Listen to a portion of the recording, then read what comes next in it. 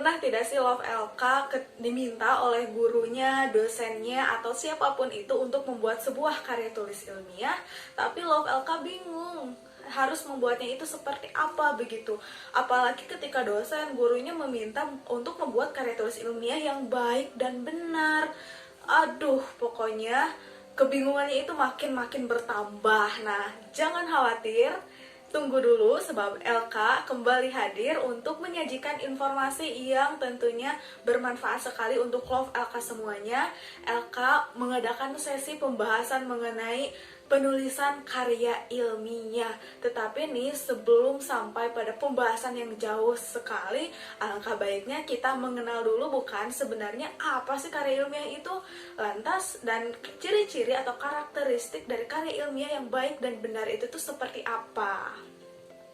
Nah, Love LK, pada dasarnya karangan ilmiah atau karya ilmiah ini tuh dapat diartikan sebagai karangan ilmu pengetahuan yang mempunyai fakta dan ditulis menurut metodologi yang saklek begitu.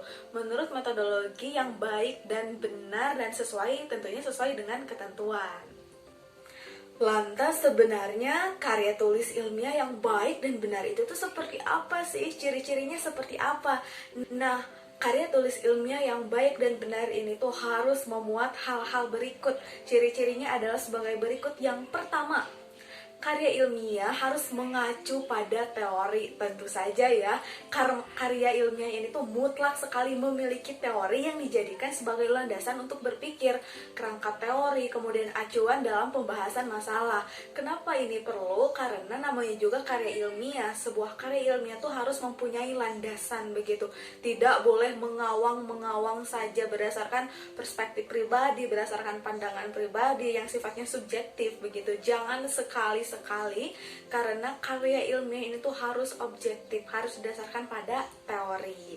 Nah, ciri yang kedua adalah empiris. Apa itu empiris? Nah, Love LK, setiap informasi di dalam karya ilmiah ini tuh haruslah menyatakan fakta, yang mana fakta itu tuh didasarkan pada pengalaman dan dapat dibuktikan kebenarannya begitu oleh panca indera. Ciri ketiga karya tulis ilmiah yang baik dan benar adalah logis. Setiap informasi dalam karya ilmiah tersebut haruslah dapat diterima oleh akal sehat dan rasional begitu. Jangan sampai tidak logis sama sekali. Kalau tidak logis ya itu bukan karya ilmiah begitu. Keilmiahannya itu diragukan. Nah, ciri yang keempat adalah objektif. Artinya dalam karya ilmiah tersebut semua informasi yang diungkapkannya haruslah faktual, harus apa adanya, jangan dilebih-lebihkan, jangan dikurang-kurangi begitu ya. Harus apa adanya sekali begitu, objektif bukan subjektif. Tidak menyertakan perasaan pribadi begitu ya di dalamnya. Kemudian ciri yang kelima adalah sistematis. Artinya penyajian dalam karya ilmiah ini tuh haruslah berurutan atau sesuai dengan tahapan-tahapan dan prosedur begitu. Jangan acak-acakan. Dan ciri yang keenam adalah sahih atau juga disebut dengan valid. Artinya karya ilmiah tersebut terdiri atas bentuk dan isinya haruslah benar, haruslah dapat dipertanggungjawabkan begitu. Jangan mengada-mengada, jangan melakukan pembohongan di dalam karya ilmiah. Kalau misalkan kita meneliti data, maka data tersebut tuh harus diteliti dengan sebetul-betulnya gitu, dengan sevalid-validnya. Jangan dikurang-kurangi, jangan dilebih-lebihkan apa adanya.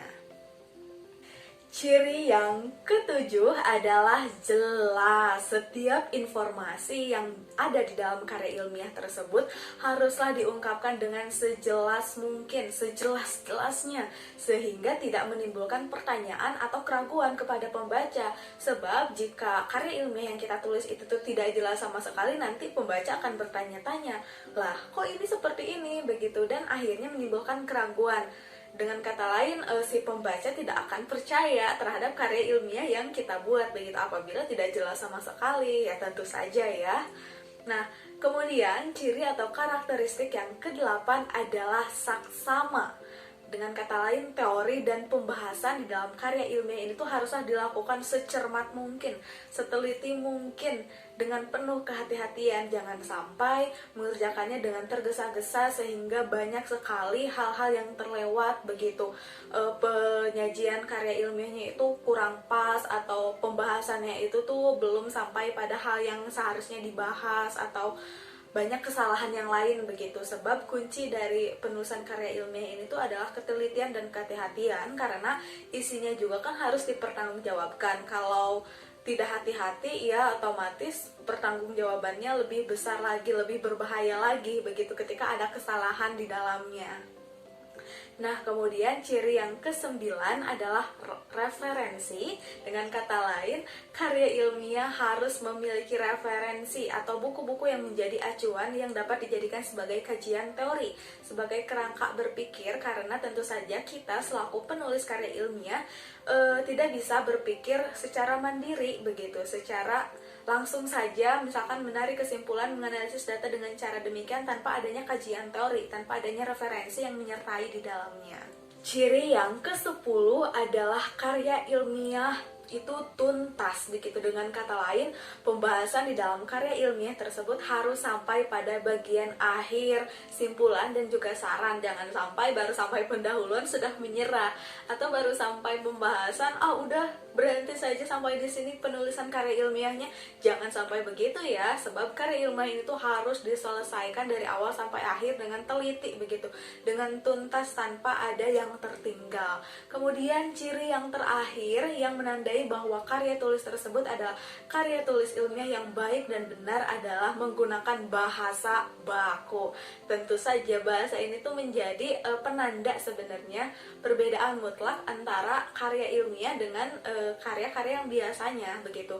Nah, dengan kata lain, bahasa di dalam karya ilmiah ini tuh haruslah standar, yaitu sesuai dengan kaidah yang berlaku. Jangan sampai menggunakan ragam cakapan, misalnya lo tahu gak gue mau bla bla bla bla. Jangan seperti itu ya. Atau semisalkan ketika kita akan menulis kata memang di dalam karya tulis ilmiah itu harus ditulis dengan kata memang, jangan sampai emang begitu, karena emang ini bukanlah ragam baku di dalam penulisan begitu. Yang bakunya adalah kata memang. Nah, hal-hal seperti itulah yang harus diperhatikan. Dan kemudian ketika menulis karya ilmiah ini tuh yang harus diperhatikan adalah penggunaan kata depan dan juga afiks begitu ya. Ada di, misalkan di yang disatukan dan di yang dipisah. Di yang disatukan ini tuh biasanya untuk menandai kata kerja, kalau di yang dipisahkan itu ditandai oleh adanya hubungannya dengan tempat, kemudian lokasi, waktu begitu ya. Pokoknya harus benar-benar diketahui kaidah-kaidah itu tuh, karena banyak sekali orang yang masih salah khususnya di dalam kaidah penulisan dan juga pembentukan kata. Jadi, jangan sampai keliru lagi ya ketika akan menulis karya ilmiah. Sekarang sudah tahu mengenai situasi umum dari karya ilmiah yang baik dan benar itu tuh seharusnya seperti apa. Nah, Love LK, itu merupakan sedikit pengenalan kita secara umum ya terhadap karya ilmiah. Lantas sebenarnya penulisan karya ilmiah yang baik dan benar itu tuh seperti apa sih?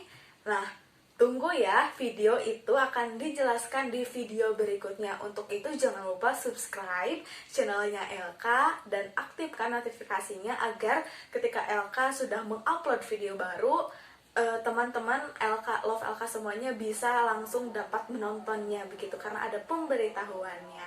Oke, untuk itu video ini sampai di sini saja ya. Sampai jumpa di video berikutnya.